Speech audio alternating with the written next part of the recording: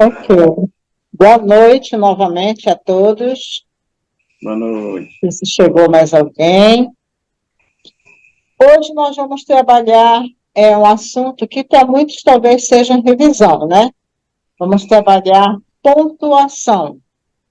Vocês que produzem textos para a igreja, sermões, secretários da igreja que sempre tem que redigir.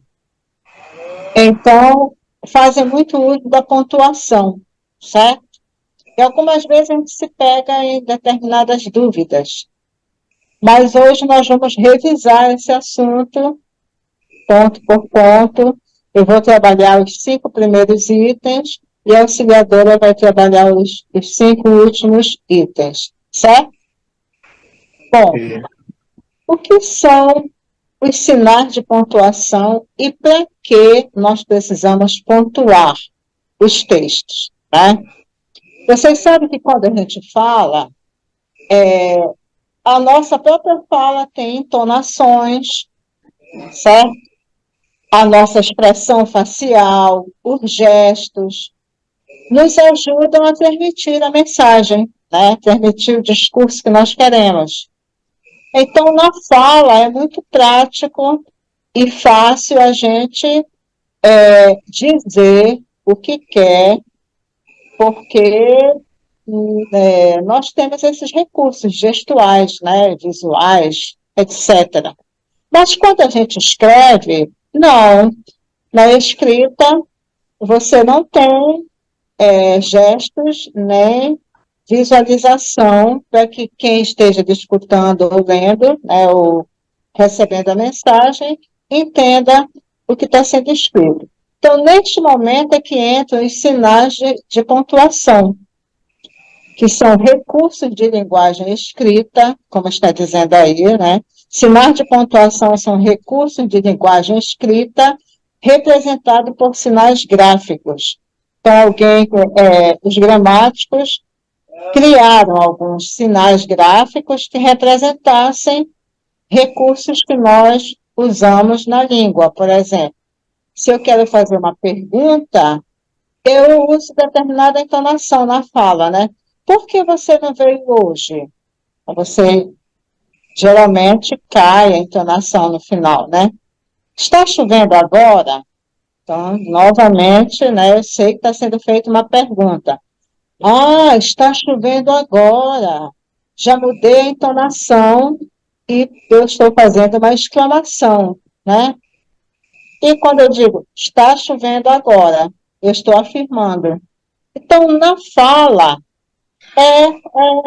não tem problema para a gente entender porque a entonação, os gestos, ajudam a transmitir. Mas na escrita, nós precisamos desses sinais gráficos que contribuem para a coerência e para a coesão de textos.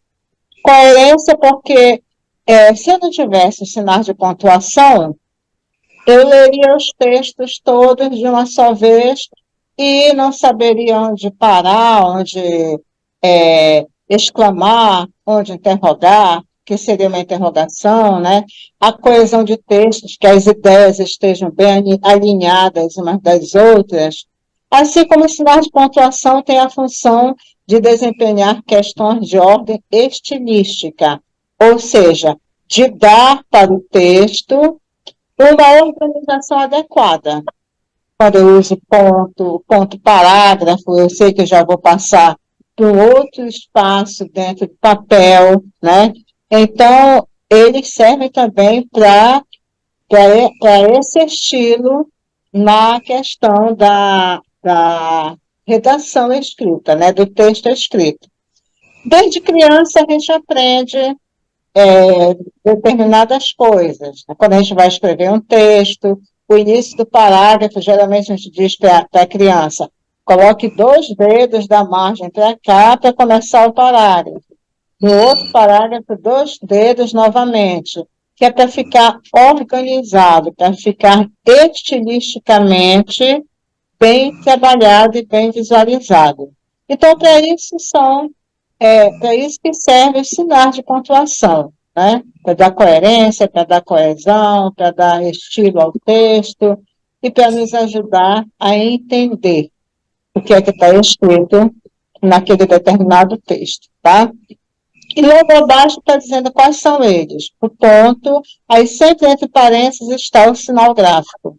O ponto, a vírgula, o ponto e vírgula, os dois pontos, o ponto de exclamação, o ponto de interrogação, as reticências, que são esses três pontinhos, as aspas, que são duas na frente, duas atrás, no final, os parênteses, como estão os dois aí dentro, e o travessão. Esses são os sinais de pontuação, certo? E aí a gente vai relembrar agora cada um deles, começando pelo ponto, que o irmão Ricardo pode subir aí o ponto. Está aí o ponto, né? Esse pontinho que está dentro do parênteses, mas não é usado dentro do parênteses, tá? Então, nós temos o ponto ou ponto final. Ponto ou ponto final, pode ser chamado das duas formas, né? É utilizado para terminar a ideia ou discurso e indicar o final de um período. O ponto é ainda utilizado nas abreviações. Então, nós temos aí ponto e ponto final. Aqui no norte, nós costumamos chamar de ponto em seguida. Né? Uma vez eu estava dando aula e tinha pessoas do sul, né? E aí eu fazendo um ditado, né? Eu disse, bom, ponto em seguida. Aí, ponto em seguida, como assim, professora? Eu digo, é o ponto que ainda não está fechando a ideia. Ah, tá, porque a gente chama simplesmente ponto. Ou ponto final quando fecha a ideia. Tá? Então, o ponto ou ponto final, ou ponto em seguida para nós também, ele é usado para terminar a ideia do discurso. Mas vamos entender o seguinte: quando eu tenho um texto, para quem fez Enem recentemente, sabe que é pedido uma dissertação no Enem, né? Então, a dissertação é aquele texto dissertativo, argumentativo, onde eu vou expor uma ideia, né? E aí eu tenho, geralmente, a introdução, 2 ou 3 parágrafos de desenvolvimento e uma conclusão, né? Então, a ideia é, dentro de um parágrafo, eu posso ter mais de uma ideia fechada, mas que faz parte de um todo.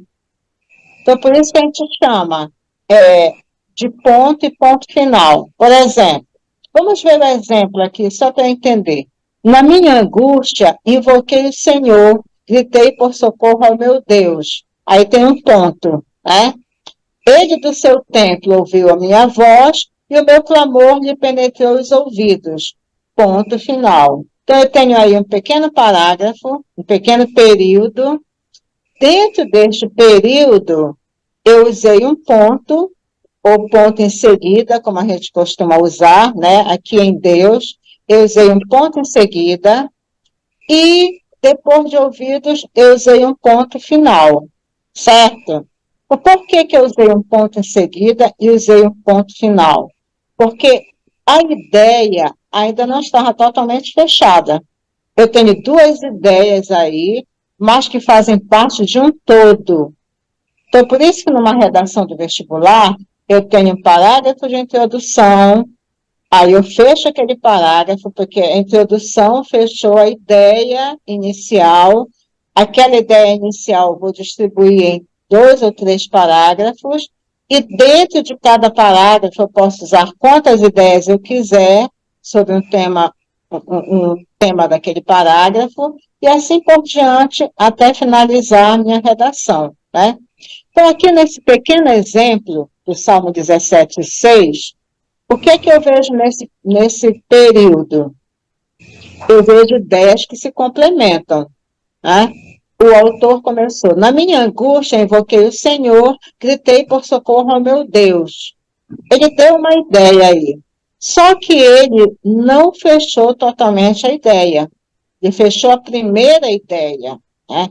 Gritei por socorro ao meu Deus, invoquei o Senhor, e agora ele vai completar esta ideia com outro período, com uma outra frase.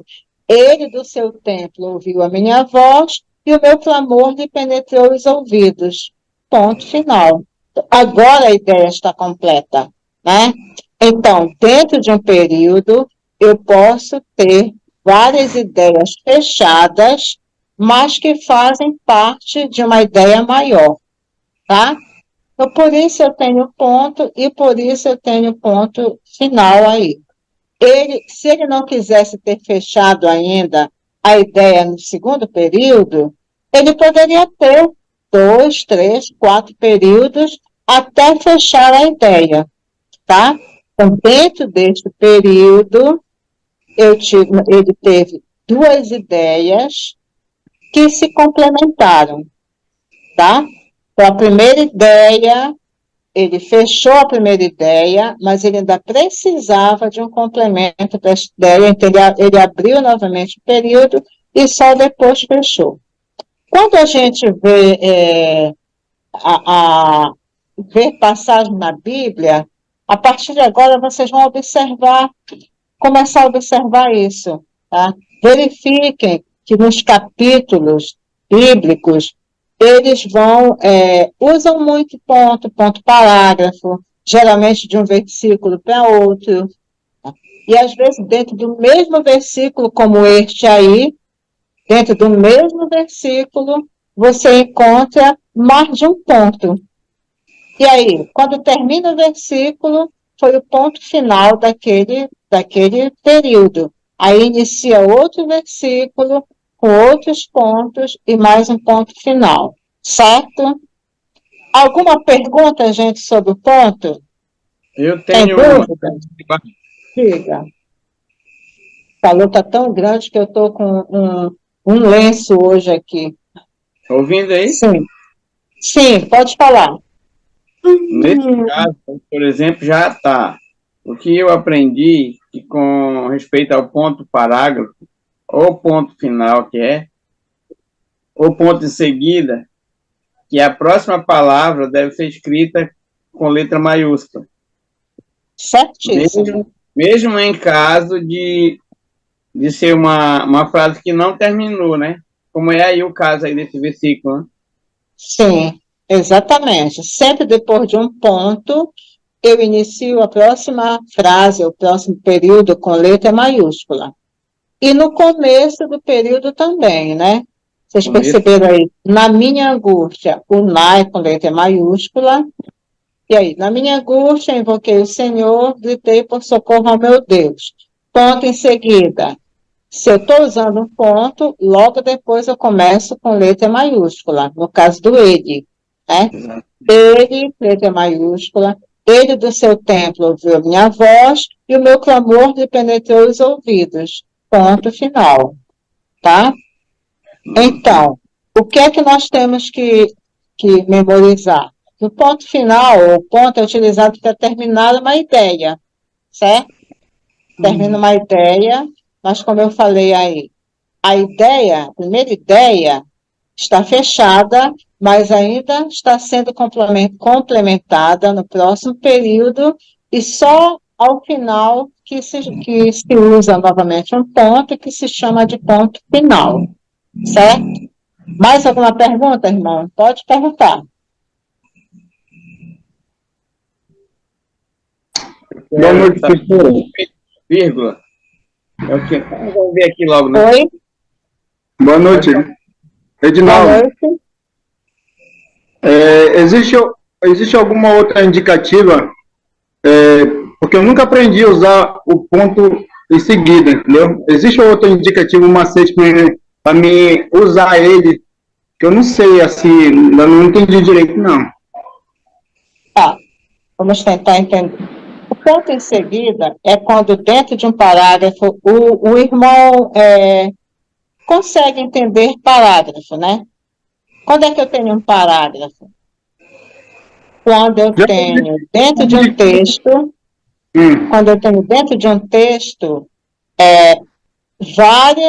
vários textos formando um todo, né? Então, por exemplo, este versículo aí, que está aí na tela, eu poderia dizer que seria um parágrafo, se eu quisesse, no meu texto, né? É um período composto, é um parágrafo. Dentro deste período, eu tenho 2 pontos, né? O ponto que vem depois da palavra de Deus, que é o ponto em seguida, e o ponto final, tá? Então, vamos ver. Pegue a mão de vocês e tapem na apostila aí, na tela, tapem esse ponto depois de Deus. Vamos fazer de conta que ele não existe, certo? E aí vamos ler o texto. Na minha angústia invoquei o Senhor, gritei por socorro ao meu Deus, ele do seu templo ouviu minha voz, e o meu clamor lhe penetrou os ouvidos. Ficou esquisito sem o ponto? Foi. Né? Na minha angústia, esquecer o ponto de novo. Na minha angústia, invoquei o Senhor, gritei por socorro ao meu Deus, ele do seu templo ouviu a minha voz, e o meu clamor lhe penetrou os ouvidos. E se não tem ponto, eu vou passar direto, né? Mas só que eu fechei a primeira ideia lá em Deus. Na minha angústia, invoquei o Senhor, gritei por socorro ao meu Deus. Nesse primeiro período, qual é a ideia que eu estou passando nessa primeira frase aí, nesse primeiro período? Eu estava angustiado, certo? Eu invoquei o Senhor e eu gritei por socorro ao meu Deus, certo? Então, nesse primeiro período, é a busca por Deus, é a angústia que me faz invocar e me faz gritar por socorro ao meu Deus, certo? Agora, eu quero uma resposta para essa minha angústia, certo? Eu invoquei, eu gritei por socorro. Será que Deus me ouviu? Vamos ver a segunda ideia. Ele do seu templo ouviu a minha voz e o meu clamor lhe penetrou os ouvidos. Ah, olha só, é uma outra ideia, certo? Só que esta ideia está mostrando a resposta para a primeira ideia, certo? Certo. Né? Então, eu tenho aí 2 ideias gerais dentro deste período. A primeira ideia, na minha angústia, invoquei o Senhor, gritei por socorro ao meu Deus. Fechei essa ideia, que foi uma primeira ideia de busca por solução para a minha angústia, né? Então, se eu já terminei de invocar e de gritar para Deus, eu fecho a ideia com o ponto, né? E agora eu vou abrir a outra ideia para mostrar a resposta de Deus. Ele do seu templo ouviu a minha voz e o meu clamor lhe penetrou os ouvidos. Pronto, minha ideia agora está completa dentro deste período. Eu coloco um ponto. Sim, eu entendi. Agora, É quando acaba uma ideia, né? E começa outra ideia dentro do mesmo contexto. exatamente. Acaba uma ideia. Se não tivesse esse ponto aí, eu ia passar direto e não saberia onde está a primeira ideia, onde está a outra ideia. Dentro do mesmo período, né? Então, a gente percebe aí, neste período, que começa com a minha angústia e termina com ouvidos, eu percebo que dentro deste período eu tenho 2 ideias gerais, né? A primeira ideia é de busca por socorro e a segunda ideia é de resposta para essa busca, né? Eu me expressei assim, na minha angústia, invoquei o Senhor, gritei por socorro ao meu Deus. Fechei a ideia de busca. E agora eu vou abrir a ideia que dá a resposta de Deus, né? Como é que ele respondeu? Ele do seu templo ouviu a minha voz e o meu clamor lhe penetrou os ouvidos. Ponto final. Está completo o meu período. E nesse período eu usei 2 ideias gerais, certo? Então, sempre que eu fecho uma ideia, eu coloco um ponto que pode ser ponto em seguida, ou ponto final, se eu fechei a ideia por completo, certo? Ok? Tá certo. Ok, obrigado. Só reforçando mais uma coisa. Dentro de um período, eu posso ter várias ideias. Então, eu posso ter mais de um ponto em seguida. Só que quando eu fechar totalmente aquela ideia, é que eu tenho o ponto final. Tá? Certo? Irmã, Ok. Oi? aqui na minha Bíblia está um pouco diferente esse versículo aí com respeito aos acentos, né? Ele diz assim, por exemplo, Sim. eu te invoco, vírgula, ó Deus. Tem o ó acento agudo, né? Deus, Sim. vírgula. Pois tu me respondes. Aí tá ponto e vírgula.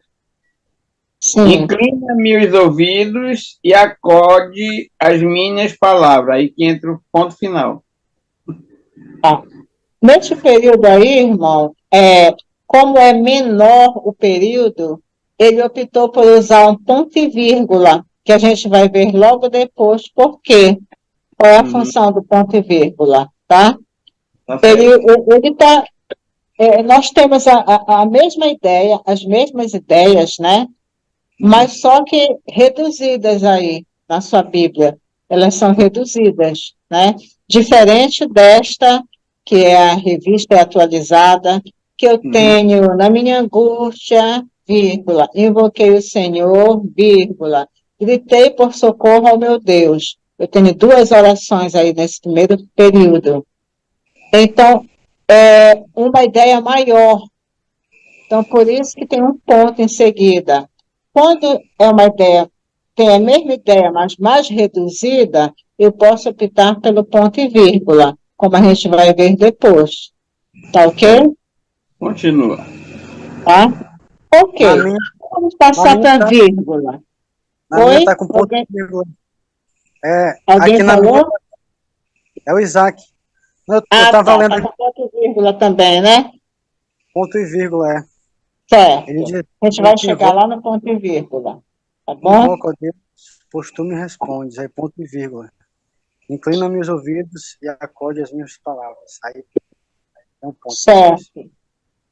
A gente vai ver a É o ponto vírgula e final. depois o ponto e vírgula. Mais uma, né, irmã? É, porque são várias, né, várias versões, né? Então, dependendo do uso de palavras, do número de palavras e da ideia que a pessoa está, a forma como a pessoa está falando, a gente usa determinada pontuação, certo? Então, vamos lá para a vírgula. A vírgula indica uma pausa no discurso. E a gente sempre, quando estuda, né, a gente diz assim, ó, a vírgula é uma pausa que serve para você respirar.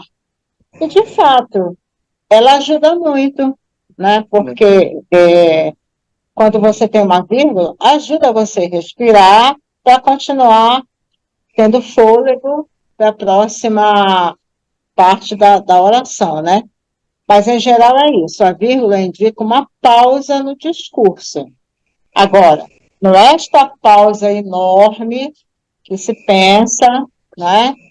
Mas uma pausa breve. O continuado diz assim: sua utilização é tão importante que pode mudar o significado quando não utilizada ou quando utilizada de modo incorreto. A vírgula também serve para separar termos com a mesma função sintática, bem como para separar o aposto e o vocativo. Então, a vírgula é uma pausa no discurso, né? E dependendo de como falou aí, dependendo de como você utiliza, ela pode mudar totalmente o sentido da frase, né? Então, vamos ver aqui os exemplos. Irmão Ricardo, pode subir aí os exemplos. Primeiro exemplo diz assim, opa, eu estou mexendo aqui no computador também. Primeiro exemplo diz assim, respondeu-lhe Jesus, Eu sou o caminho e a verdade e a vida.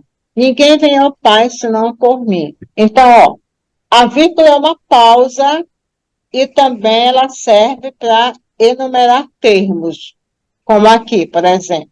Respondeu-lhe Jesus: eu sou o caminho, a verdade e a vida. Então, aqui eu quis dar uma pausa entre três partes aí da frase, né? Eu sou o caminho e a verdade e a vida. Então, quando eu enumero determinadas coisas dentro da frase, eu posso separá-las por vírgula, certo?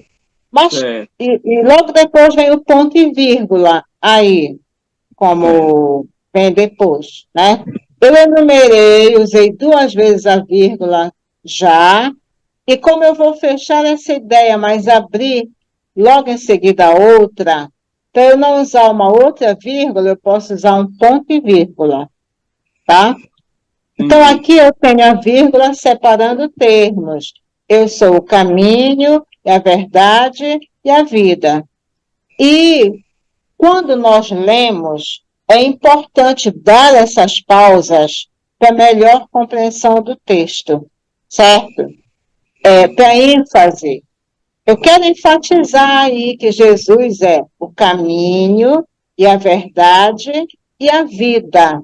Então, a vírgula aí está me fazendo dar uma pausa maior para que eu possa enfatizar os termos que estão sendo enumerados aí, tá? Então, é importante, gente, quando a gente tem uma vírgula, é importante a gente, na fala, a gente dar valor para essa vida, para essa vírgula, tá? Porque ela não está lá por acaso, ela está lá para enfatizar os artigos que a gente está enumerando, as palavras que a gente está enfatizando, tá? Seja onde for que tiver uma vírgula, dê uma breve pausa na sua leitura. Nós não vamos ter tempo, infelizmente, de trabalhar a leitura, tá? Mas aqui, conforme a gente for lendo, a gente já pode até trabalhar aqui, ó. Nós vamos ver depois os 2 pontos, que já aparecem aí, né? Respondeu-lhe Jesus. Por que estão esses 2 pontos lá? Vocês vão ver depois que os 2 pontos eles servem para indicar uma explicação, uma das funções dele, né? Então, o que foi que Jesus respondeu? Eu não sei. Então, vamos colocar os 2 pontos que indicam a resposta que Jesus vai dar. Respondeu-lhe Jesus: eu sou o caminho e a verdade e a vida. Ninguém vem ao Pai senão por mim. Então, quando eu colocar uma outra vírgula depois de vida, e eu fechei uma ideia rápido para abrir uma outra, que ainda tem a ver com a primeira, eu estou usando este ponto e vírgula aí, que a gente vai ver depois, tá?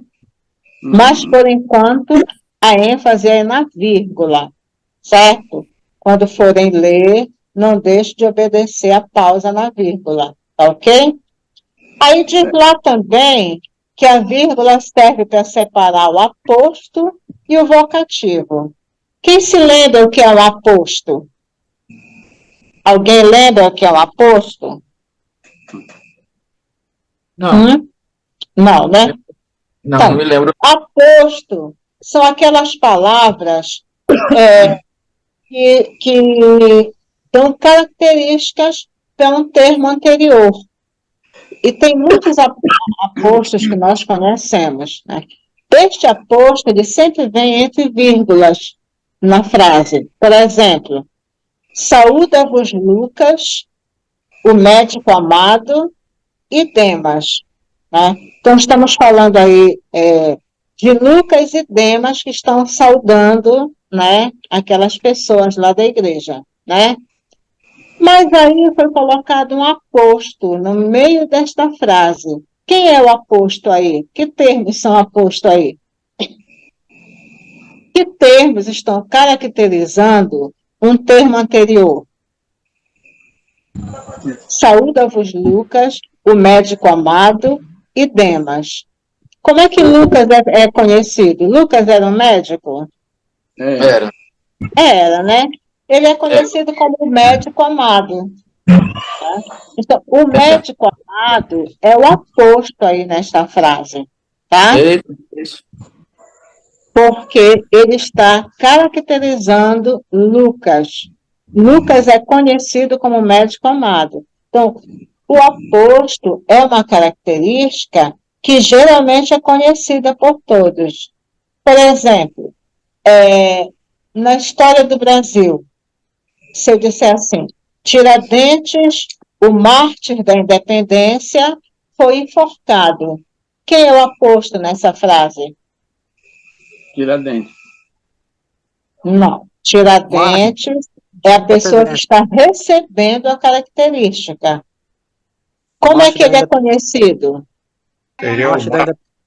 Presidente. Tiradentes é conhecido como o mártir da independência, da Inconfidência, desculpa, da Inconfidência. Não é assim que ele é conhecido? Tá certo. Né? É. Então, o mártir da Inconfidência é o aposto, que numa frase deve ficar entre vírgulas. Outro exemplo de aposto bem conhecido por todos nós. Pelé, o rei do futebol, foi o jogador nota 10. Quem é o aposto aí? Rei do futebol. O rei do futebol, né? Pelé é conhecido como o rei do futebol. Então, o rei do futebol é o aposto. E na frase, ele sempre fica entre vírgulas, uma vírgula antes, outra vírgula depois.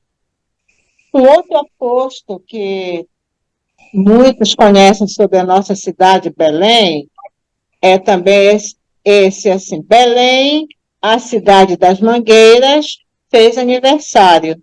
Quem é o aposto da frase? Cidade das Mangueiras. A cidade das mangueiras, porque ela é a característica pela qual Belém é conhecida, certo? Então, o aposto é isso. O aposto são aquelas características pela qual determinada pessoa, determinado estado, país, etc., são conhecidos, tá? E quando vem na frase, esse aposto sempre fica entre vírgulas, tá? Então, nós temos aí o médico amado, que é o aposto, tem uma vírgula antes, tem uma vírgula depois, tá? Outro exemplo de aposto. Alguém lembra de outro exemplo de aposto aí, que conheça? Não? Não. Deixa eu ver aqui. Eu lembrei de um ainda agora, mas eu esqueci. Realmente eu esqueci. Tá? Bom, mas deu para entender o que é aposto, né? Entenderam? Mas deu. Tá Mas, certo. mas ainda vou errar. Não, não vai errar, não. Mas quando? Deu para entender Tá? sim, deu sim. Se você tem analisando um pouquinho com mais calma, com tranquilidade, você descobre tranquilamente, sim. Mas não é Sim. muito fácil, não. Para mim, Mas é porque assim. mas é isso aí, professora. Tá certo. Mas a gente vai como o senhor disse, lendo com calma depois, Isso. a gente vai internalizando, né? Um exemplo de um aposto. Um aposto. Tipo assim, hoje o Vanderlei Silva tá lá no Mangueirão, lá, no Mangueirinha lá. O Vanderlei Silva é campeão do mês pesado, está em Belém, lá no Mangueirinha lá. Campeão do quê? Mês pesado. Vanderlei Silva, o campeão do mês pesado, está em Belém hoje. Aí, o posto. Qual eu aposto? Deixa eu só lhe perguntar. Ele é conhecido como, por essas características, campeão do peso pesado, é isso? Dos meios pesados. Do UFC, combate, do UFC. Ex-campeão.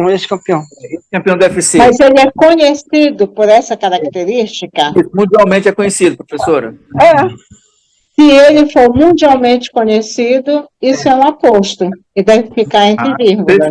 Tá certo, tá certo. Tá. Tá certo. Certo? tá? Aí estaria certo. O aposto é mesmo indicando aquilo que a pessoa é, né? Isso, características pelas quais ela é conhecida. Mas, assim, são características que se tornaram realmente célebres, pelas quais ela se tornou célebre. Não é simplesmente dizer assim, Lídia é a professora de português. Isso aí não é aposto, tá?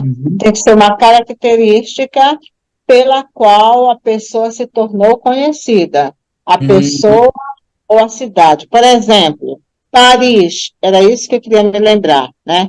Paris é conhecida como a cidade-luz. Ela é muito iluminada. Então, Paris, a cidade-luz, amanheceu muito fria. Então, qual é o aposto aí? Cidade Luz. A cidade-luz. Cidade Então, Luz. Paris é conhecida no mundo inteiro como a cidade-luz, tá? Então, só é aposto quando é uma característica que tornou aquele lugar ou aquela pessoa célebre, né? Que realmente, quando se fala, todo mundo já sabe o que é, tá? Por exemplo, Roberto Carlos é conhecido como o rei rei da música popular brasileira, né? Isso, romântico, verdade. Então, isso é o aposto dele, né? Roberto Carlos, rei da música popular brasileira, se apresentou hoje. Então, esse é o aposto dado a Roberto Carlos, tá? Aposto, porque oposto é outra coisa, né? Ok? Entendido o que é aposto, então, né? Depois vocês podem pesquisar, só para internalizar. Aí nós vemos também que a vírgula serve para separar vocativo. Então, vamos lembrar o que é o vocativo. O vocativo vem de invocar, de chamar, né? O vocativo é toda a expressão que indica chamamento. Quando eu estou chamando alguém, aquela expressão que eu uso para chamar é vocativo. Por exemplo, os nossos nomes são vocativos. Quando alguém diz lá, Lília, venha cá. Quem é o vocativo da frase? Lília. Porque a palavra é o termo que está sendo usado para chamar aquela pessoa. Então, essa palavra vocativa, ela fica separada por vírgula. Aí, no exemplo, já começa com um vocativo, né? Que é em 1 João. Filhinhos meus, estas coisas vos escrevo para que não pequeis. Quem é o vocativo aí? Filhinhos meus. Muito bem, filhinhos meus. A pessoa está chamando a todos por esse nome, por essa expressão, né? Filhinhos meus, vírgula, essas coisas vos escrevo para que não pequeis. Quando a gente diz assim, oh meu Deus, esqueci de estudar, eu estou invocando quem? Eu estou chamando quem? Deus, né? Oh meu Deus. Então essa expressão é o vocativo da frase. Aí eu tenho que usar vírgula depois dela, tá? Depois da expressão. Mas o vocativo, ele pode vir no meio da oração também, ou no final. Se ele vier no meio, eu coloco uma vírgula antes e uma vírgula depois, tá? Como no exemplo de baixo. Desta maneira, Maria, não posso mais acreditar em você. Quem é que eu estou invocando? Com quem é que eu estou falando? Maria. Maria. Né? E Maria está no meio da frase, né? Desta maneira, Maria, não posso mais acreditar em você. Então, quando o vocativo está no meio da oração, eu deixo ele entre vírgulas, uma vírgula antes e uma vírgula depois. Esse Maria poderia vir no começo da frase? Poderia? Poderia. Como ficaria a frase? Maria, vírgula, desta maneira não posso mais acreditar em você. Né? Se viesse no começo da frase, eu teria apenas uma vírgula depois dela, né? Ela pode vir no final também. Desta maneira, não posso mais acreditar em você, Maria. Aí eu teria uma vírgula antes dela, tá? Ou seja, o vocativo pode vir no começo, pode vir no meio, ou pode vir no final da frase, tá? Se vocês pegarem os salmos são cheios de vocativos. A Bíblia como um todo, né? Mas os salmos geralmente, né? Porque Davi, principalmente, estava sempre invocando Deus, sempre chamando por Deus, né? E, por exemplo, no Salmo 42, se não me engano, quando tem um verso, que eu acho que eu vou até usar depois, que eu gosto demais do Salmo 42, quando diz assim: por que estás abatida, ó minha alma? Por que te perturbas dentro em mim? Qual é o vocativo aí neste verso? Por que estás abatida, ó minha alma? Por que te perturbas dentro em mim? Minha alma. Ó minha alma, né? Minha alma. É para ela que eu estou invocando, né? É com ela que eu estou invocando, ó minha alma. Então, os salmos têm muitos vocativos. Então, como esse vocativo está vindo no meio de oração, eu coloco uma vírgula antes e uma vírgula depois, né? Por que estás abatida, vírgula? Ó minha alma, vírgula. Por que te perturbas dentro em mim? Tá? Então, isto é o vocativo, certo? Tá? Tudo ok com o vocativo? Não vão errar na prova mais? Não?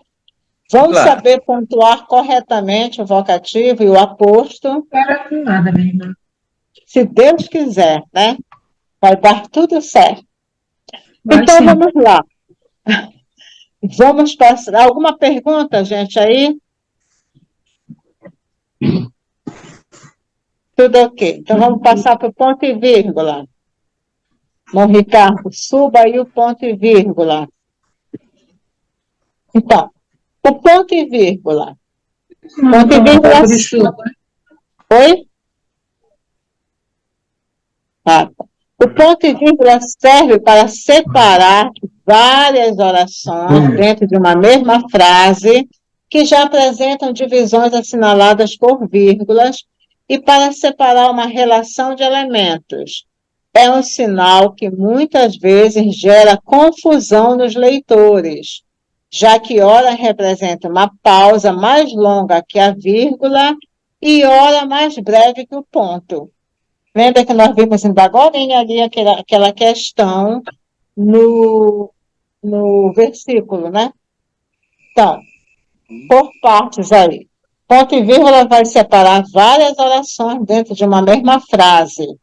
Só que esta oração já apresenta antes várias divisões por vírgulas. Então, eu sou o caminho, a verdade e a vida. Usei 2 vírgulas aí, né? Para não usar uma terceira, eu coloco um ponto e vírgula. Né? Por que ele gera confusão nos leitores? É porque às vezes ele representa uma pausa mais longa que a vírgula e algumas vezes uma pausa mais breve que o ponto. Eu uso o ponto em seguida para fechar uma ideia e abrir outra. Mas às vezes aquela ideia não é uma ideia tão longa, então eu uso um ponto e vírgula, em vez do ponto em seguida. Tá? Então, se eu vou fechar uma ideia que não é tão longa, eu uso ponto e vírgula. Se eu vou fechar uma ideia que já apresentou uma longitude maior, eu uso ponto em seguida. Se eu estou usando várias vírgulas e não quero usar mais uma, eu uso o ponto e vírgula. É por isso que diz que às vezes gera confusão nos leitores, já que ora representa uma pausa mais longa que a vírgula e outra hora ele é mais breve que o ponto. Mas vamos ver os exemplos, porque essa questão do ponto e vírgula é só realmente exercitando, que a gente vai entendendo, tá? Então, tem o primeiro exemplo aí. Deixa eu ver. E a terra era sem forma e vazia. Ó, não é uma ideia aí? É uma ideia breve, certo? E havia trevas sobre a face do abismo. Outra ideia breve. E o Espírito de Deus se movia sobre a face das águas.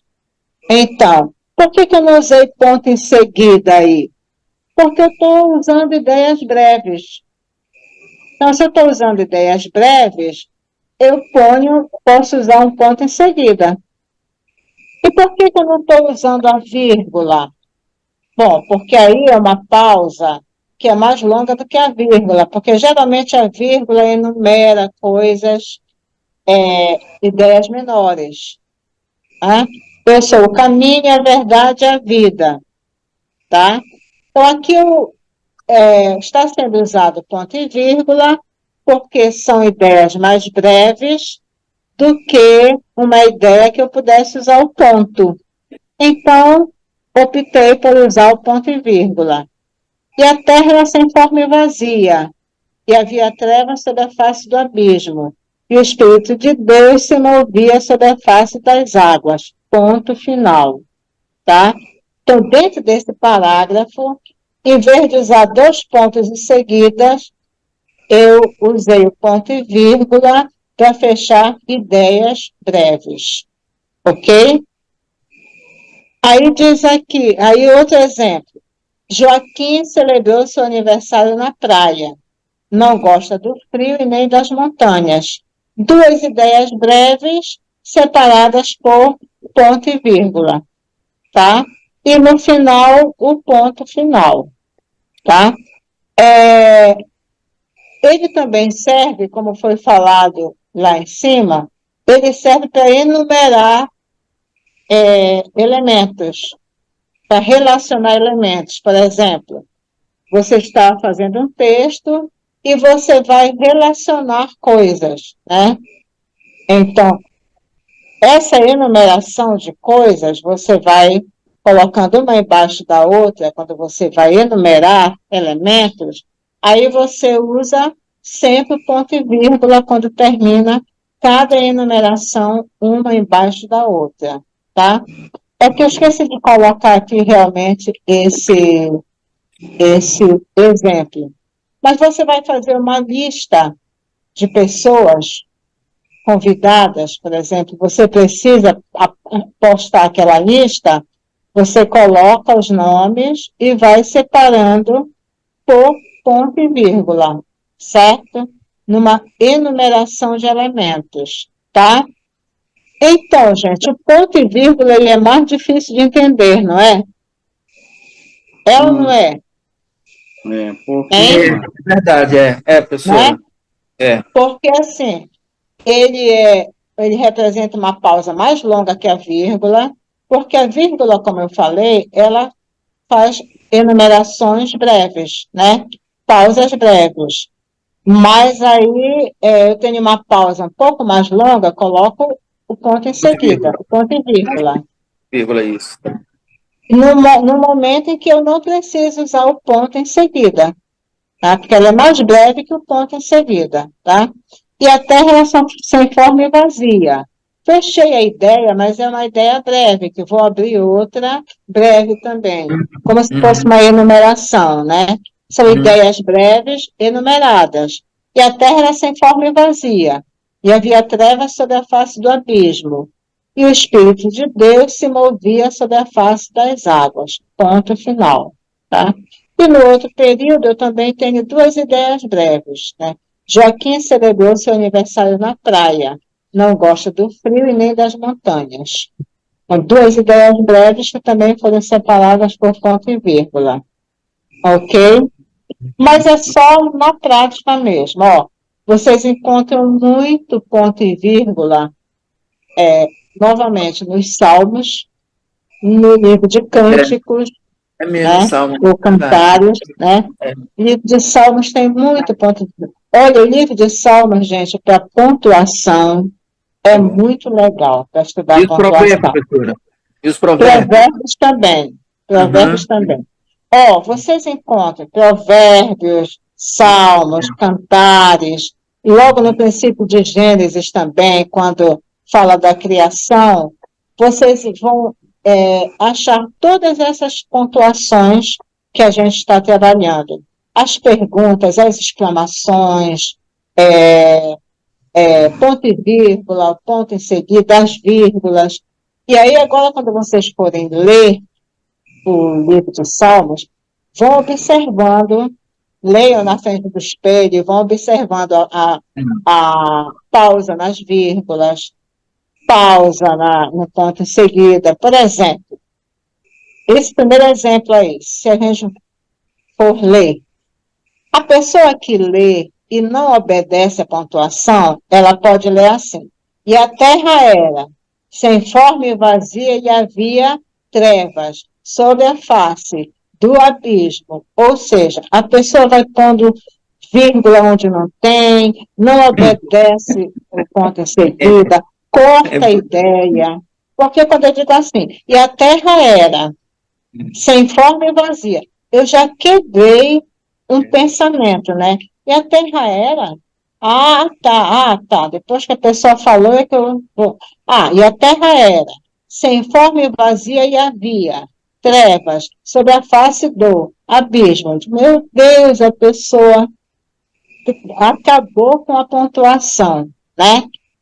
E quando você pontua, você entende a ideia por completo. E a terra era sem forma e vazia, e havia trevas sobre a face do abismo, e o Espírito de Deus se movia sobre a face das águas, certo? Então é importante obedecer a pontuação para que a gente tenha entendimento do que se está lendo e para que a pessoa que está ouvindo a nossa leitura também entenda perfeitamente, tá? Mas deixa eu só chamar a atenção aqui de mais uma coisa. Eu sei que nem todos, em geral, têm uma boa alfabetização. Quando a gente é bem alfabetizado, a gente tem menos dificuldade em ler. Porque na alfabetização, a gente aprende as sílabas, né? A unir as sílabas, e nem toda sílaba é formada só por 2 letras, né? Tem sílabas que é formada por 3 letras, 4 letras, né? No caso da palavra quanto, né? Quanto. Aí no quan eu tenho 4 letras, né? To. Então, quando a pessoa não é bem alfabetizada e não aprende a silabar corretamente, ela tem mais dificuldade de leitura. Mas isso é algo que pode ser corrigido, tá? Você mesmo pode ir se corrigindo. Quando você estiver sem fazer nada, pegue a Bíblia e vai ler. Por exemplo, Joaquim, a frase aí de baixo, né? Joaquim celebrou seu aniversário na praia. Então, quando a gente exercita a silabação, a gente vai aprendendo a ler as palavras com mais rapidez e reconhecendo as sílabas mais rapidamente, né? Que às vezes tem gente que olha ali o Joaquim e aí já está ali Joaquim, como é isso? Dá não entender o que é Joaquim, tá? Então, tentem exercitar a leitura de vocês, principalmente no livro de Salmos, exercitando a pontuação, tá ok? Para não ter problema, e com o passar do tempo, vocês vão ver que vão estar lendo maravilhosamente bem, certo? Gente, eu estou vendo que já está quase para dar 9 horas, e aí eu ainda estou nos 2 pontos. Vamos passar adiante? Passando adiante, 2 pontos. Depois eu vou jogar para a auxiliadora. 2 pontos.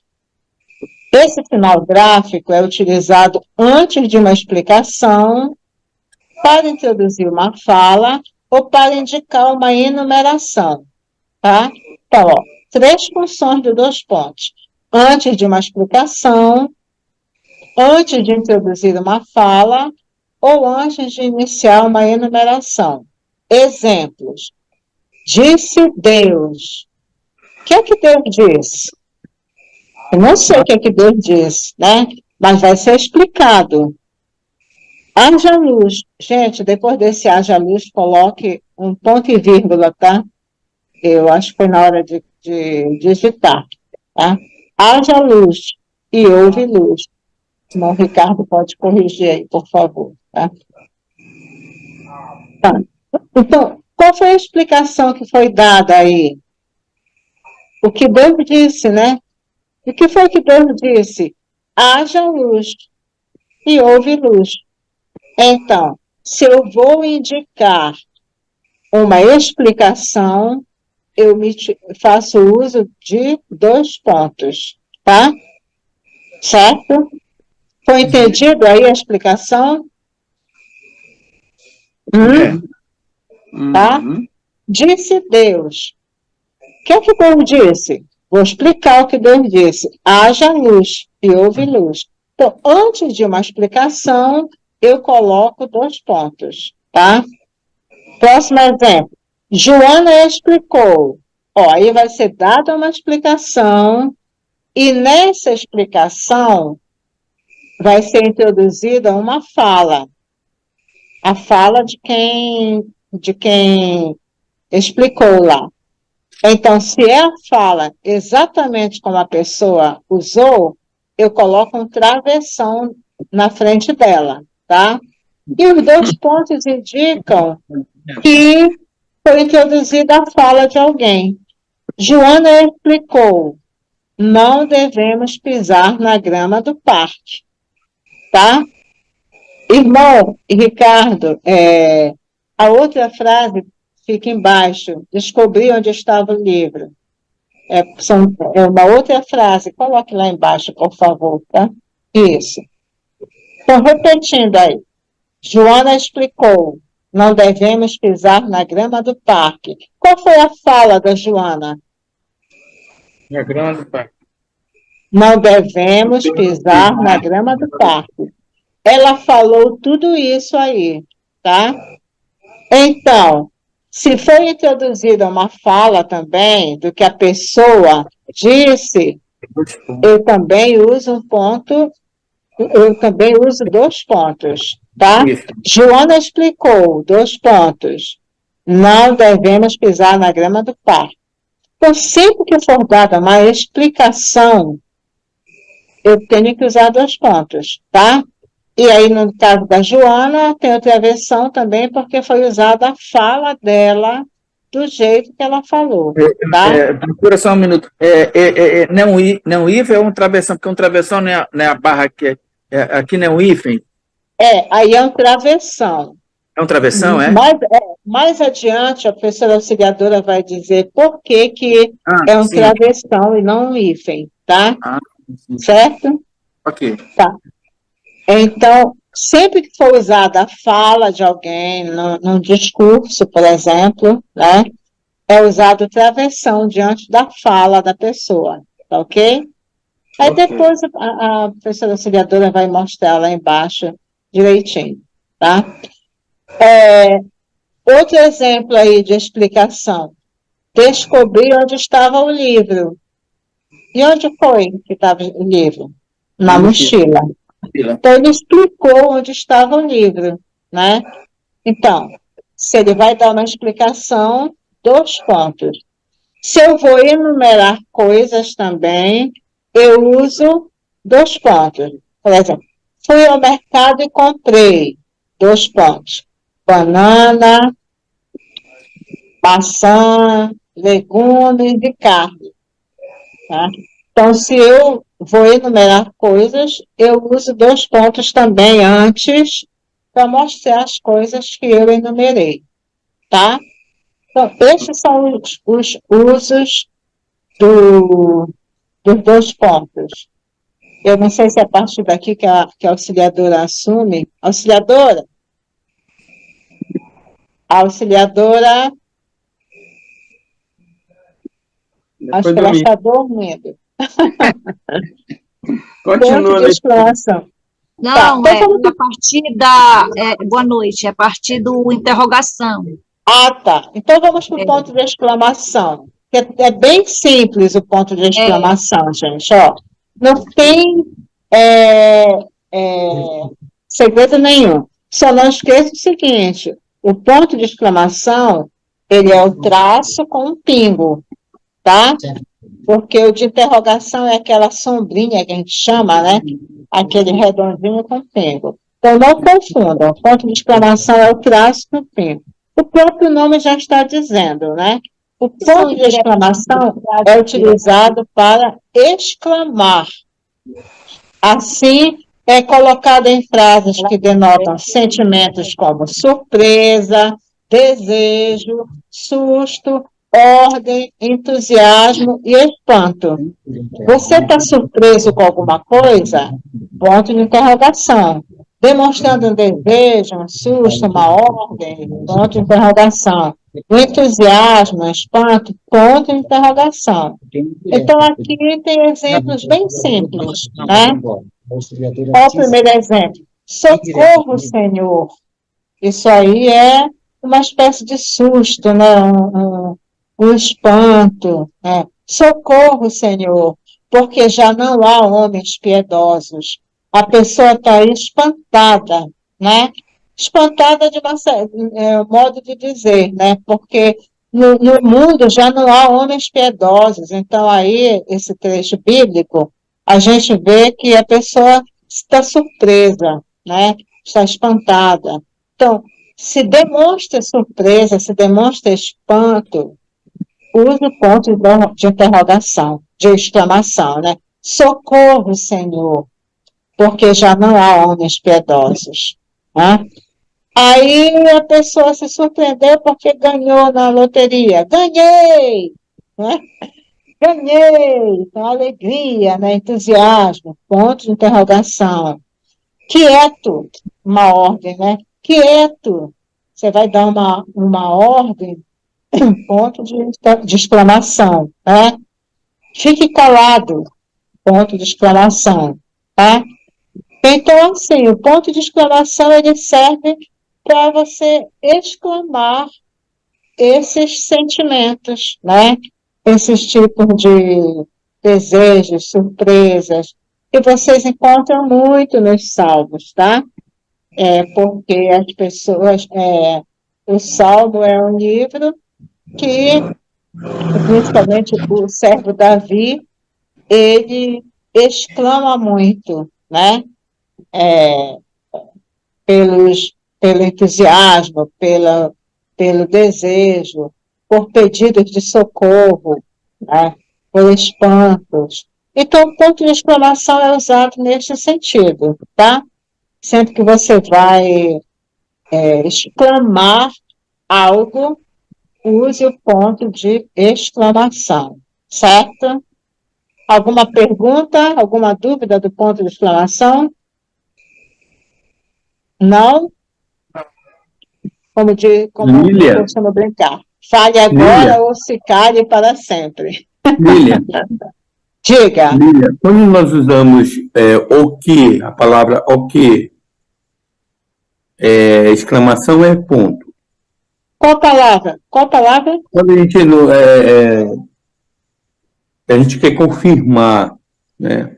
A gente fala, ok. Depende do seu estado de espírito, né? Ok, né? Ok. Sim.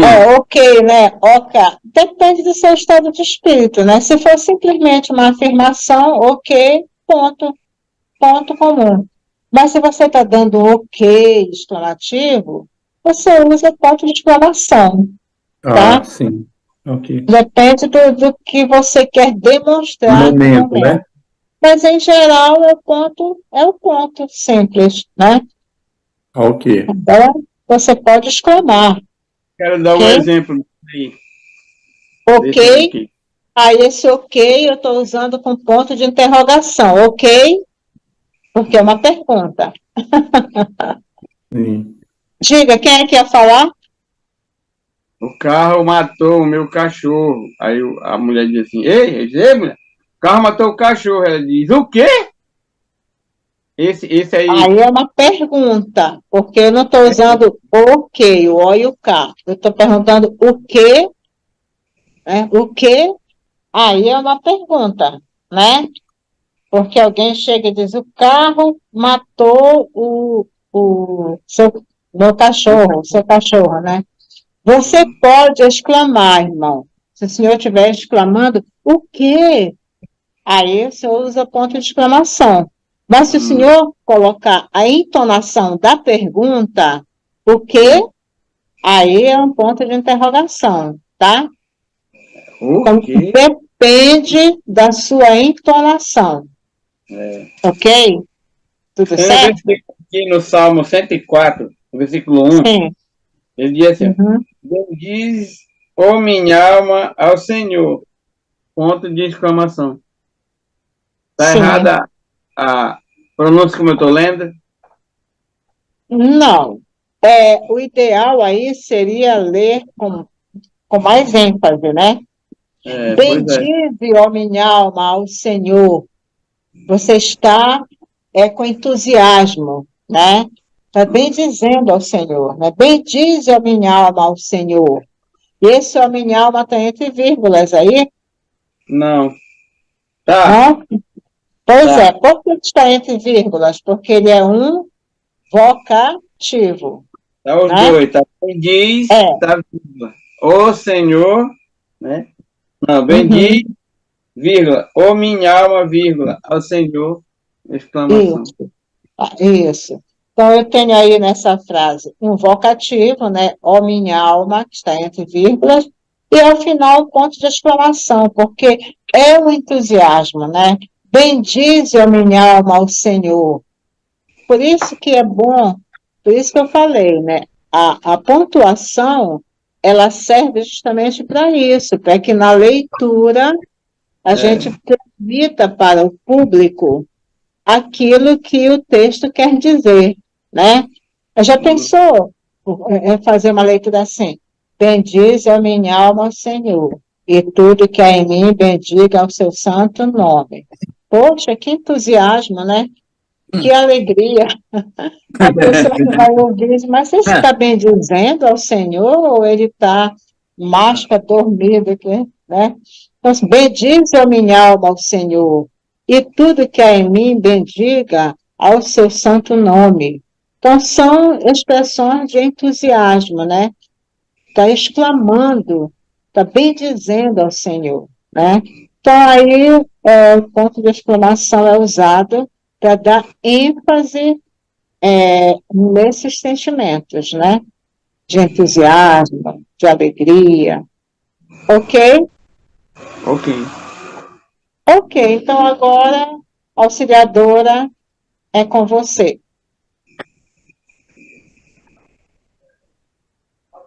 Tá, boa noite. Vamos dar continuidade, né, aos pontos de pontuação aqui. Agora nós vamos falar sobre o ponto de interrogação. Eu gostaria de pedir que os alunos abrissem as Bíblias lá no Salmo 42 e 43, porque tem algumas perguntas, versículos que vão nos ajudar bastante aí no entendimento do ponto de interrogação, tá? Repetindo, Salmos 42 e 43. Não é todo que nós vamos ler esses salmos, mas nós vamos ler alguns versículos, tá bom? Bem, então, como nós vimos no início, os acentos gráficos, que são esses aí, que nós estamos conhecendo agora, né? Eles são mais sentidos onde? Eles são mais sentidos quando nós falamos. Na escrita, que eles são realmente visualizados. Mas na escrita, aliás, quando a gente fala, na fala, eles são observados pela entonação da nossa voz, tá? Eles são melhores compreendidos, eles são melhores realmente vendo a ênfase que cada um tem, né, principalmente no meio da frase, no final da frase, no início da frase, ou de um texto que você está lendo, tá? Então, a gente vai ver aí o ponto de interrogação. Olha lá o conceito, ele diz assim, é utilizado para interrogar, perguntar. Essas duas palavras você, né, vai logo associar ao ponto. Utiliza-se no final das frases diretas ou indiretas livres, tá? Então, as diretas é como o nome mesmo está dizendo, né? Diretamente, você está perguntando.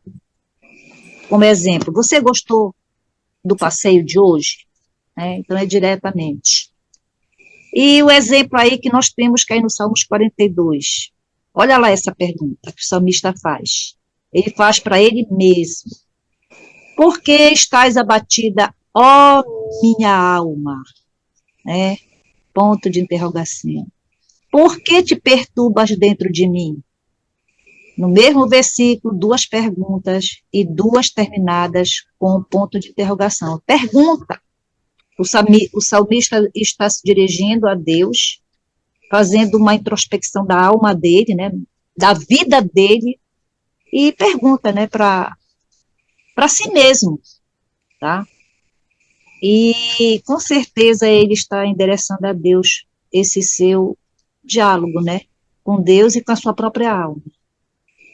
E então eu gostaria de aqui no Salmo, nós pedimos para você abrir, olhe lá, tá? Olhe lá no Salmo, diz assim, versículo 6, ele vai dar a resposta. Sinto abatida dentro de mim a minha alma. Lembro-me, portanto, de ti, nas terras do Jordão e no Monte Hermon, e no outeiro de Mizar. Lá no versículo 9, digo a Deus, minha rocha, por que te olvidaste de mim? Olha a pergunta aí no final, tá? Olvidaste quer dizer esquecer. Por que esqueceste de mim? E vocês prestem atenção nesse Salmo 42, ele vai dar ênfase nessas duas perguntas. De novo, nós vimos no versículo 5, e ele vai repetir aqui no versículo 11. Por que estás abatida, ó minha alma? Por que te perturbas dentro de mim? Espera em Deus, pois ainda o louvarei. A Ele, meu auxílio e Deus meu. Prestaram atenção na leitura que eu fiz? Olha as pausas, obedecendo a entonação. Se você ler diretamente, sem a pontuação, não vai ter sentido. Vai ser um texto colocado sem sentido, e aí a pessoa que está ouvindo, quando você estiver fazendo um estudo, uma pregação, você precisa dar as devidas paradas, prestando atenção naquilo que você escreveu, naquele guia que você fez, naquele esboço que você fez, para poder remeter à sua plateia, né, ao seu público.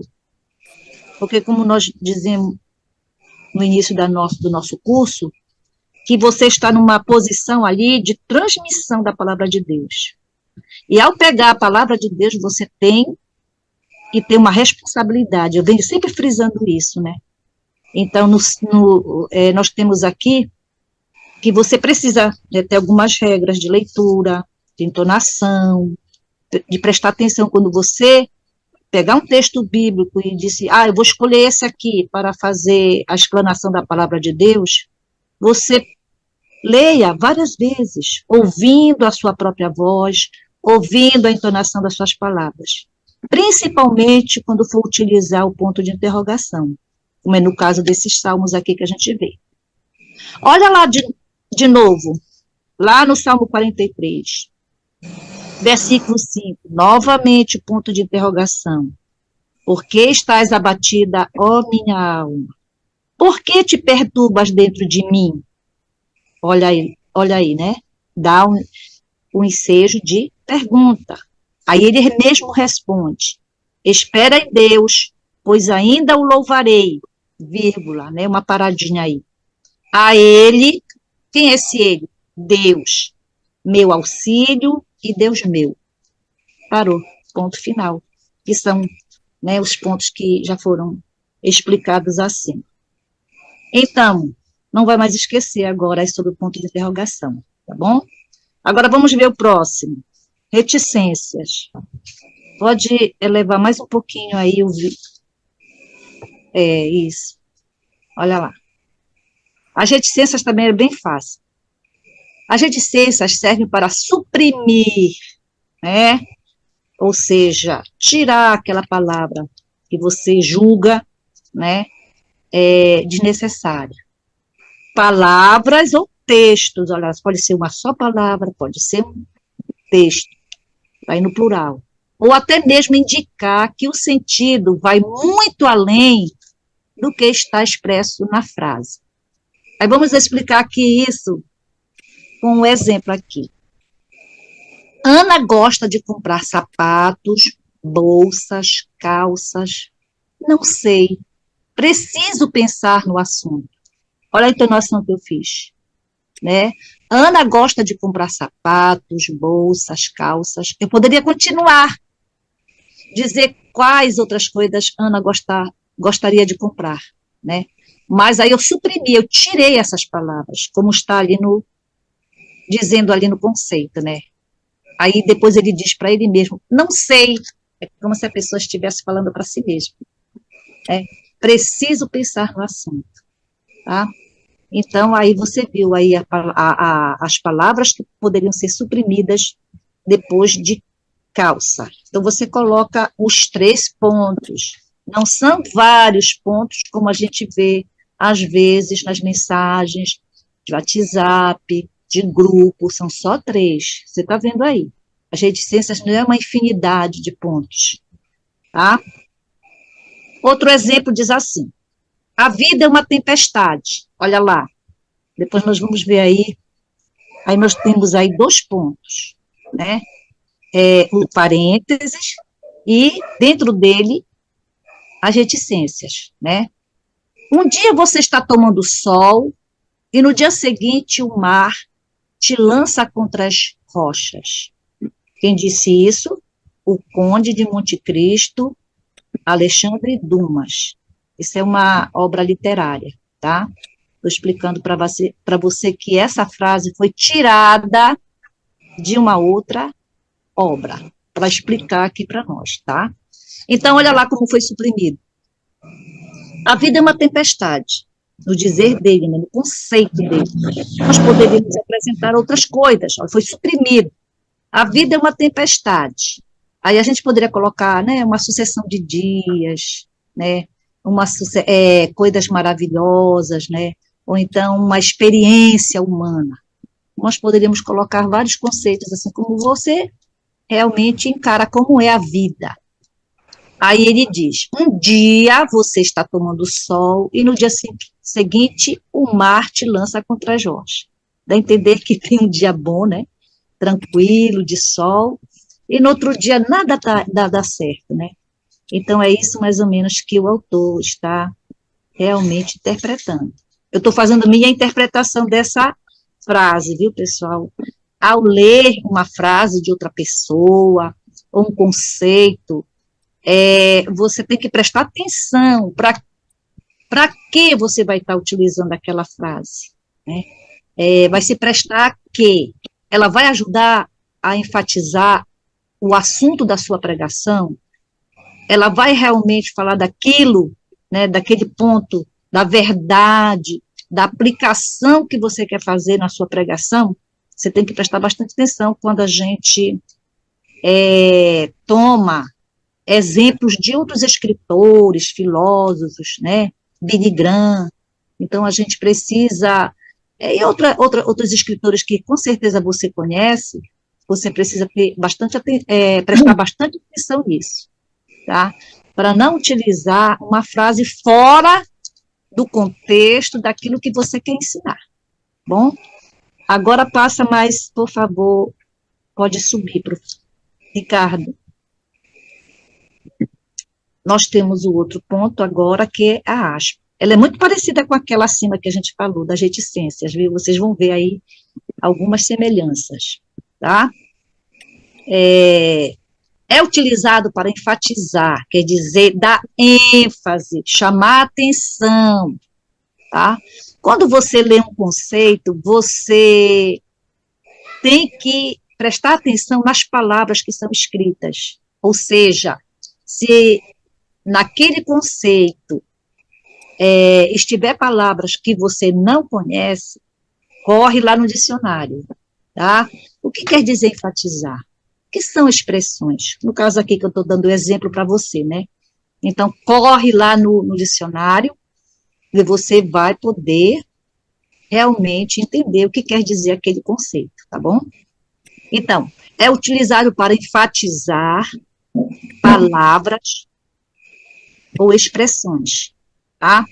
Bem como é usada para delimitar. Então, ela tem um limite, tá? Ela não é ampla.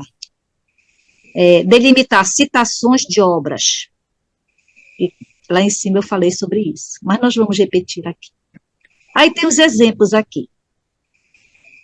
Satisfeito com o resultado do vestibular, se sentia o bom, tá?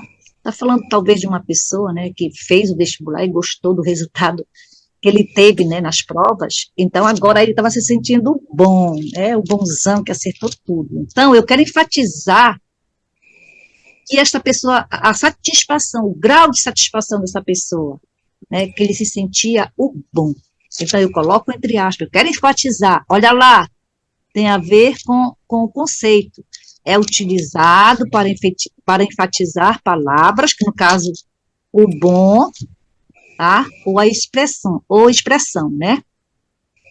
Lá embaixo, o outro exemplo diz assim: Brás Cubas dedica suas memórias a um verme. Brás Cubas é um personagem de uma obra de Machado de Assis, tá? Um dos escritores, né, da nossa literatura brasileira. Então, eu quero enfatizar o que foi que ele falou. Esse Brás Cubas é um personagem, não é uma pessoa real, é uma criação de Machado de Assis, tá? Então, o que foi que ele falou? Esse personagem nesta obra, ele diz assim: ao verme, aí eu abro aspas, a primeira, eu vou fazer a citação, eu vou delimitar, tá? Então eu digo: ao verme que primeiro roeu as frias carnes do meu cadáver, dedico como saudosa lembrança estas memórias póstumas, tá? O nome do livro é Memórias Póstumas de Brás Cubas, é o nome dessa obra, tá? Então, fecha aspas. Por quê? Foi uma citação que eu retirei, né, de Machado de Assis, do personagem dentro desta obra. Tá vendo? Isso é uma coisa dentro da outra, né? Então, você enfatizou, você delimitou, você só quis colocar o que ele disse, só esse pedacinho aqui, então você delimitou. Então, a mesma coisa, quando você quer, por exemplo, Jesus disse, aí você vai colocar, né, o que ele disse, 2 pontos, a explicação que a irmã deu ainda agora, que foi que Jesus disse: eu sou o caminho, a verdade e a vida. Aí você coloca as aspas, porque não é, aquela citação não é sua, aquela citação que você está falando, você está citando outra pessoa, no caso, Jesus, né? Eu sou o caminho, a verdade, aí eu vou colocar reticências, quer dizer, está faltando complemento, tá? Eu delimitei, está faltando complemento, porque eu suprimi, eu tirei o resto das palavras. Aí, mas você conhece o versículo todo, você já sabe, né? Eu sou o caminho, a verdade, aí eu coloco, e você vai complementar, e a vida, né? E ninguém, aí o resto do versículo, ninguém vem ao Pai a não ser por mim. Bom? O outro exemplo diz assim: é simplesmente inacreditável o que aconteceu. Eu quero realmente enfatizar essa expressão, tá? Eu quero dizer que realmente o que aconteceu foi inacreditável, foi, né, extraordinário, né? Foi, né? Difícil de acontecer, né? Você pode aí colocar nesse acreditável vários outros adjetivos aí para o acontecimento, né? Então, a aspas, você não vai, na hora da sua pregação, falar, né? E aspas, então Paulo disse, já não sou eu que vive, não, você realmente vai apenas divulgar o autor daquela citação que você pegou, né? Pode ser de Billy Graham, pode ser de um filósofo, de Freud, né? De Tom Jobim, os cantores, né? Tem músicas que você pode até tirar parte de uma música. Então, você não esquece de colocar o autor. Quando você for pregar, você divulga. Você fala que aquilo foi tirado, e justamente para enfatizar a lição e o tema da sua pregação, tá bom? Mais acima, pode ir agora, mais acima. Já, Ricardo, pode ir. Ei, pessoal, esqueci de perguntar, vocês até aqui entenderam? Da agora fizeram bastante perguntas para a Lília, né? Tá. Agora tem aqui um professor que vai nos ajudar, tá? A dar a esses dois últimos pontos do nosso estudo de hoje, que são os parênteses, né? E o travessão. Então, aqui temos o professor Alberto. Boa noite, graça e paz a todos. Boa noite. Aos de perto, né? E também aos de longe. Graça e paz. Isso. Deixa eu ajeitar aqui o... Ok, né? Eu estava alegre aqui, ouvindo aqui as explicações, né, tanto da professora Lília, quanto da professora auxiliadora. E elas são muito boas para explicar. Reticências, né? Esses 3 pontinhos, como a auxiliadora falou, que não são 4 nem 5, se colocarmos 4 vai ser pontinho, pontinho, pontinho, né? E se for 2 é só pontinho, pontinho. Então, né? Nós vamos ver isso aqui. Vamos ler o que está na apostila? As reticências servem para suprimir palavras, textos ou até mesmo indicar que o sentido vai muito além do que está expresso na frase. Aí, os exemplos dados. Né? Ana gosta de comprar sapatos, bolsas, calças. Eu acho que a auxiliadora já foi dado isso, né? Tem que subir mais um pouco. Estou repetindo o que a professora auxiliadora. Aspas, vai lá. Isso. E também, não é? Só uma explicaçãozinha aqui nas aspas, vou dar uma paradinha aqui. Quando diz é simplesmente inacreditável o que aconteceu, isso é uma ironia, né? Você está né, dando uma ênfase em algo, né, que realmente não aconteceu, algo absurdo, é simplesmente inacreditável o que aconteceu. Bom, então, a aspa aqui, ela foi usada para indicar uma ironia aqui. Você está, na realidade, negando, né, não está acreditando no que aconteceu. Ok, pode subir, Ricardo, por favor. Parênteses, pode subir até os exemplos. Tá ótimo, tá. Então, os parênteses, tá? Você está vendo? Tem o parênteses, está dentro dos parênteses aí, tá? Você vai empregar no plural, parênteses, e como as outras notações aqui léxicas estão dentro do parênteses, o travessão, a vírgula, né, os 2 pontos, ele também está dentro do travessão. Então, veja que o travessão ele serve para destacar, neste caso aqui das notações léxicas, as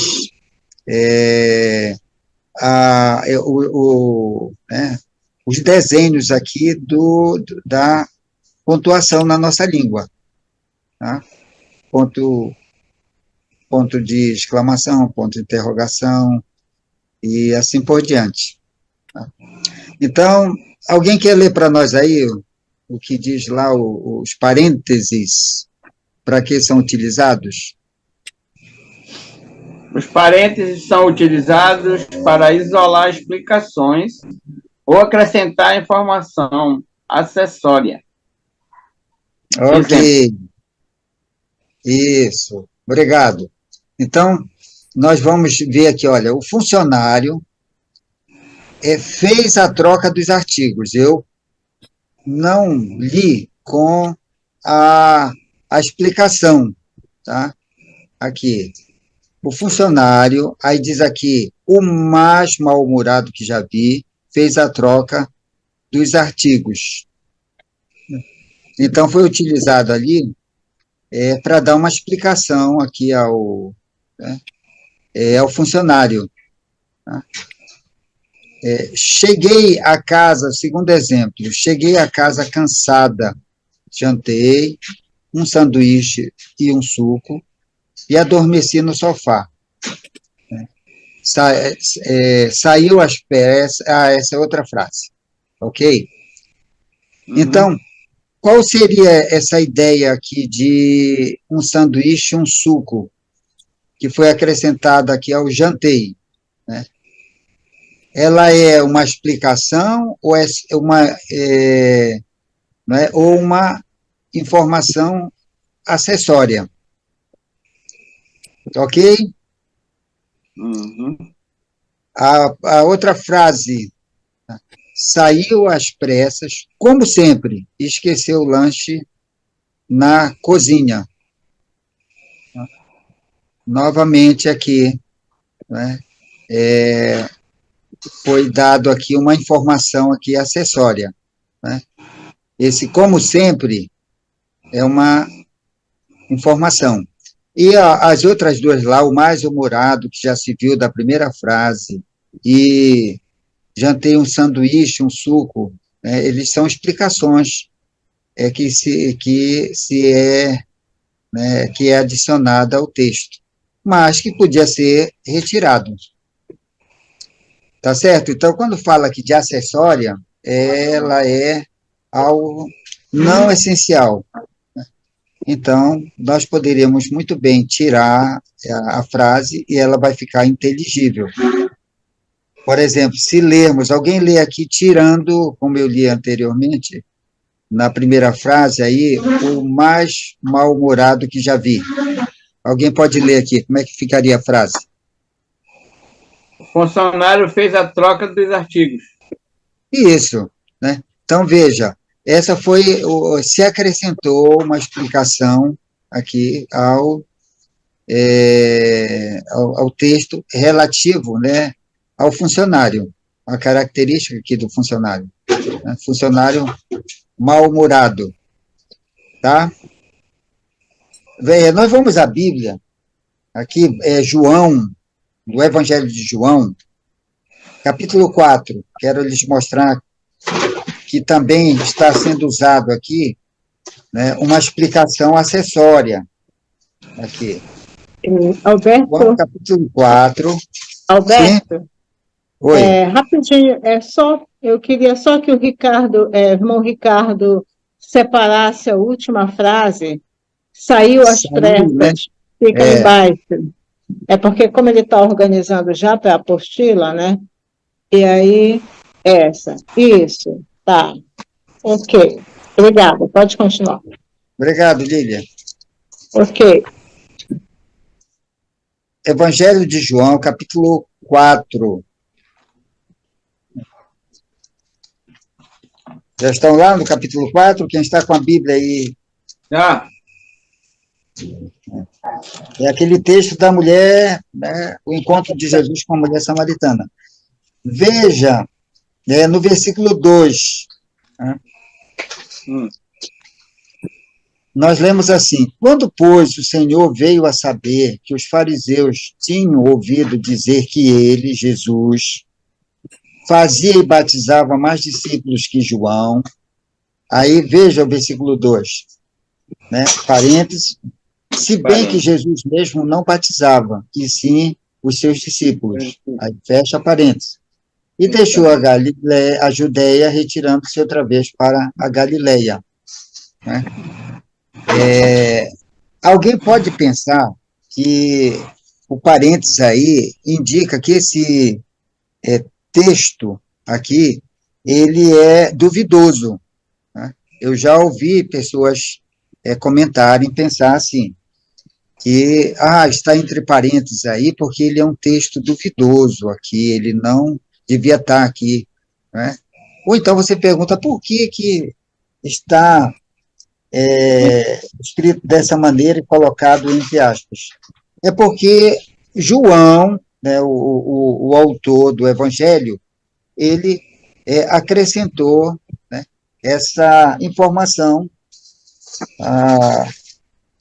como nós dissemos aqui, é uma informação complementar, acessória. Né?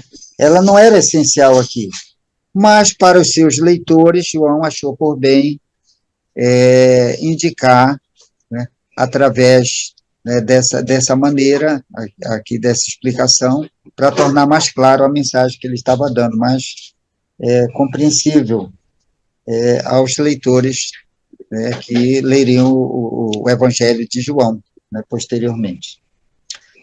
Tá certo? Certo. Ok, então vamos ao travessão? Alguma pergunta aqui em relação a... Tudo certo. Deixa eu dizer uma coisa aqui, né? Tá. O travessão aqui, a gente pode até associar um pouquinho com né, o que foi dito, né, anteriormente, né, dos parênteses. Né? O texto lá em cima, a gente poderia colocar, né, aquela frase do versículo 2 de João, né, entre os travessões, no lugar né, dos parênteses, a gente coloca os 2 travessões ali, também poderia ser para indicar, tá bom? Mas os autores aqui, os tradutores, eles preferiram colocar dessa maneira, né, para indicar que é uma ideia né, acessória aqui, que podia ser muito bem retirada do texto. Mesmo colocado sim, no mesmo lugar, tanto no começo quanto no sim, final? no mesmo lugar. Pode ser o travessão. Justamente, a gente chama aí o travessão duplo, né? Uma na frente, lá no lugar dos parênteses, você podia usar o travessão. Tá? Entendi. Vai dar também essa ideia aqui. Mas vamos olhar aqui, né, algo que até já foi explicado com o ponto e alguém perguntou anteriormente aqui na lição, né, para a professora Lília, no exemplo que é dado. Então, vamos ver aqui o conceito aqui para travessão. Né? O travessão é utilizado no início de frases diretas para indicar os diálogos do texto, bem como para substituir os parênteses ou dupla vírgula. Também podia tirar, se você quer colocar, no caso, vírgulas, onde aparece vírgulas duplas, indicando uma frase que ela é colocada no meio do texto, uma frase intercalada, né, que pode ser tirada, você pode usar o travessão no lugar tanto dos parênteses quanto da dupla vírgula. Então, vamos ver os exemplos aqui. Muito descontrolada, Paula gritou com o marido. Né? Por favor, não faça isso agora, pois teremos problemas mais tarde. Sim, com certeza. Ok? Já aprendemos ali, né, sobre a questão do uso da vírgula, os dois pontos aqui, introduzindo, né, neste caso aqui, né, né, uma declaração. Né? Por favor, não faça isso agora, pois teremos problemas depois. Quem falou, por favor, não faça isso agora, pois teremos problemas depois? É o narrador ou a personagem aqui do texto? A Paula. Paula, que eu não vi. Isso, a Paula, né? A personagem. Né? Então, está indicando aqui, né, a fala direta dela. Né? Então, o travessão, ele é usado para isso. Na língua portuguesa, né, o comum é nós usarmos o travessão. No inglês, eu não sei quais outras línguas aí, se usa as aspas. Né? Você pega aí um romance aí traduzido do inglês para o português, eles gostam muito de usar aspas no lugar do travessão. Né? Mas nos contos, crônicas, onde aparecem diálogos, é bem comum aqui na nossa língua, o normal é se usar o travessão. Né? Certo? No inglês seria, no lugar do travessão seria aspas, e no final né, da frase se usaria de novo a aspas, se fecharia para indicar aqui a fala da personagem. Tá certo? Estão entendendo? Nesse caso, ele colocou aí o travessão, mas não precisa aí colocar fechando com o travessão. Não precisa colocar? Não tá entendi. Com o aí, né? Antes do por favor, ele está aí, né? O travessão. Isso, é porque está indicando, porque está indicando o que a Paula está falando. Né? Quando você vai falar, né, indicar a fala diretamente do personagem, então você vai usar o travessão, indicando que é a Paula. Digamos que o diálogo continuasse, né, eu teria que colocar um outro travessão, né, depois.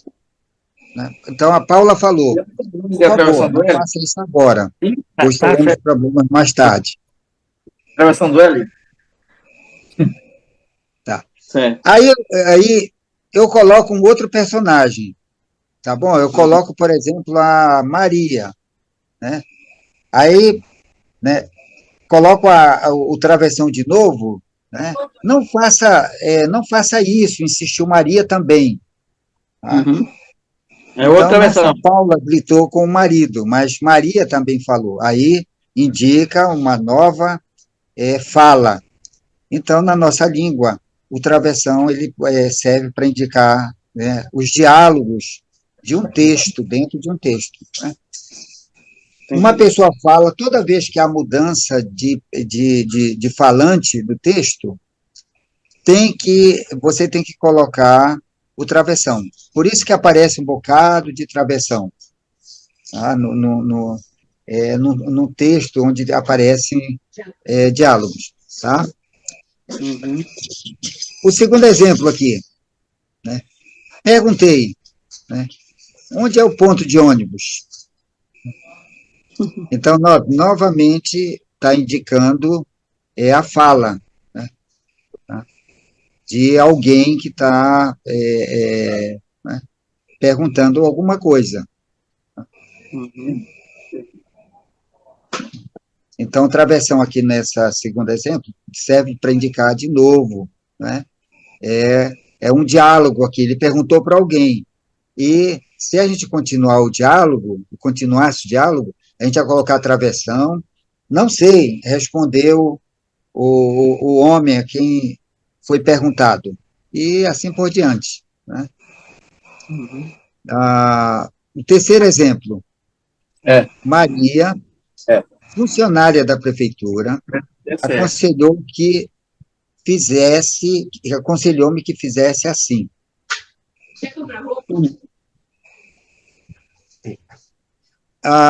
Eu posso tirar o travessão aqui, porque os dois travessões, e substituir ou podia colocar vírgulas duplas aqui, ou podia também substituir por qual outra anotação léxica aqui?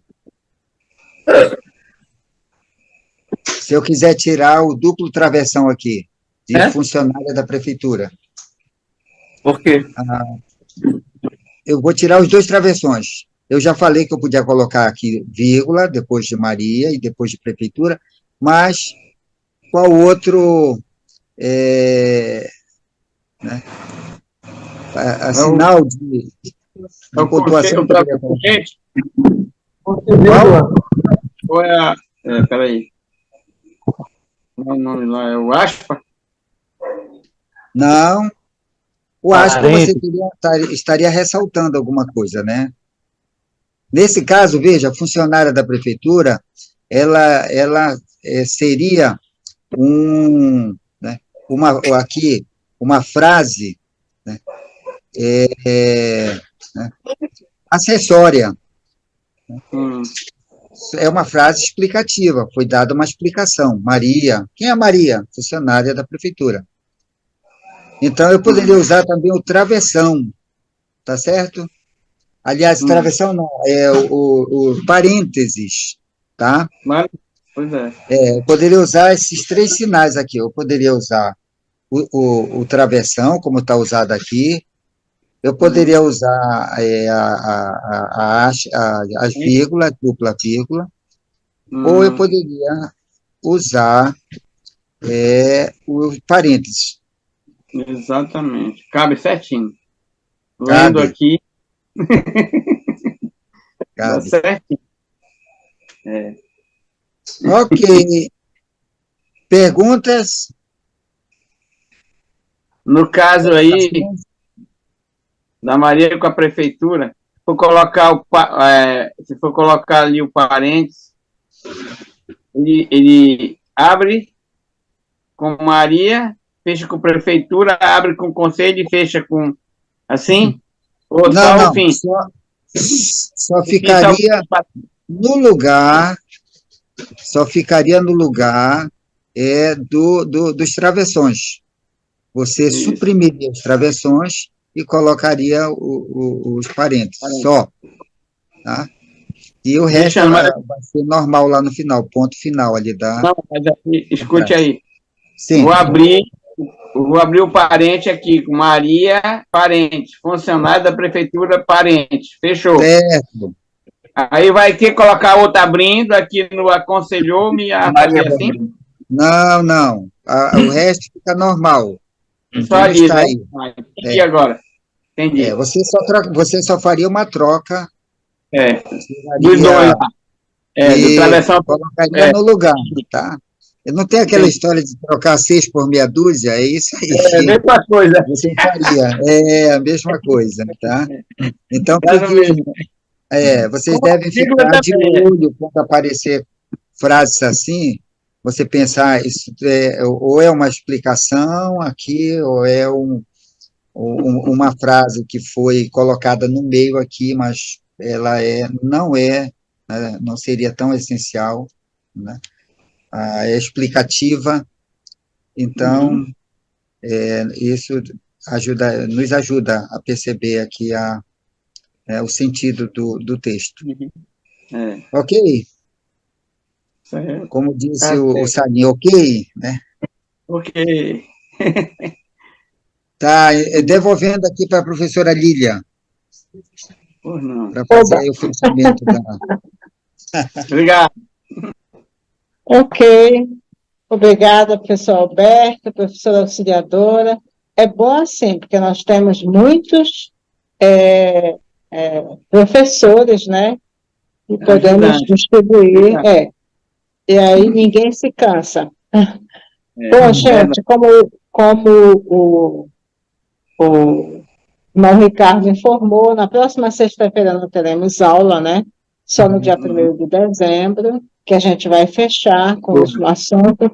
E nós procuramos trazer até agora aquilo que achamos que seria mais importante para vocês, né? Muita coisa teria para ser dita, para ser explicada ainda, para ser trabalhado, mas o tempo não dá, né? Então, nós temos mais uma aula aí, depois a nossa provinha, que não vai ser difícil, que a nossa intenção é ter contribuído para que vocês possam ter revisado coisas, aprendido outras, certo? Esperamos que realmente sirva para aprimorar mais a língua portuguesa de vocês, os discursos, as pregações, e podem passar adiante como alguns estão fazendo, né? Como podem ir perguntando lá nas igrejas e dando aula também, utilizando as apostilas, os vídeos, tá bom? Eu vou pedir para o pastor Alberto encerrar para nós, orando por nós, que é nós, tá bom? Ok. Estão me escutando aí? Sim. Tá. Lília, eu me lembrei uma coisinha aqui, que é só para os nossos alunos aqui verem lá, e antes de eu orar aqui, que é o colchete aqui que é usado, né? Sim. Em primeira João, aí o texto é dúvida mesmo, tá? 1 João, capítulo 5, só para vocês olharem lá, tá? No versículo 8, 1 João 5, 8, e ele começa, aliás, no versículo 7, depois de testemunho, e vai até o versículo 8 na palavra terra. Tem um colchete aí, nesse caso aí, que não foi contemplado aqui, né? Porque não aparece quase, mas vocês vão encontrar isso aqui em 1 João, capítulo 5. O colchete, nesse caso, ele indica que o texto ele é duvidoso, né?